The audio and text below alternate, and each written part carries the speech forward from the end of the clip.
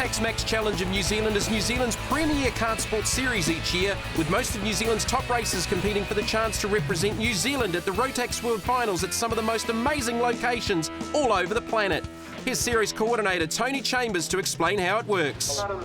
Tony, 6-round series. We're coming into the last round. How's the series been this year? Oh, it's been fantastic. We've had some really good support across all three classes, especially in the junior max class, which is something we've been really wanting to build this year. And obviously our really important Rotax light class as well has had some of the best drivers in New Zealand competing here and in Australia. There's a lot at stake for this series, isn't there, with world trips? Very much so. Each year, Rotax is an engine manufacturer, run a World Finals at an exotic event overseas. This year we're going to New Orleans in Louisiana, USA, and we have 4 drivers, so 1 out of the juniors, 2 out of our Rotax light class, and 1 out of the Rotax heavy in the DD2 Master.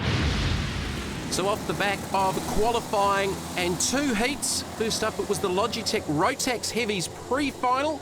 The results from this race setting the grid for the all-important final. Points over the series for the pre-final and final. In qualifying, Daniel Sales was the top qualifier from Caleb Hartley, Mark Udney, Aaron Cunningham, Stu Marshall and Brendan Hart in the first heat. Daniel Sales taking out the victory from Hartley, Udney, Marshall, Hart and Brendan Gridley. Unfortunately for Aaron Cunningham, he was a DNF in the first heat, and for heat number 2, it was Cunningham coming back from that DNF in heat number 1 to win from Sales, Hartley, Marshall, Udney and Gridley. So it was Daniel Sales getting out to the early lead. There was some big battles in behind with Hartley, Marshall and Hart.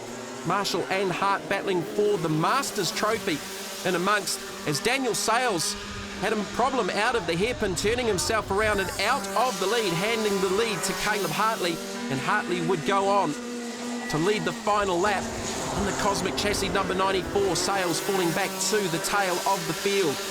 Battle for second was between Stu Marshall, Aaron Cunningham and Brendan Hart. Brendan Gridley not too far in behind.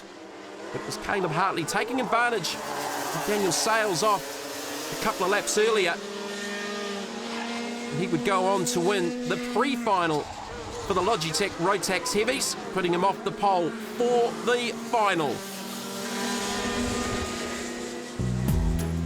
So Caleb Hartley taking the victory from Stu Marshall, Aaron Cunningham, Brendan Hart, Brendan Gridley, Teddy Bassick, Aaron DeRitter and Nicholas Revel.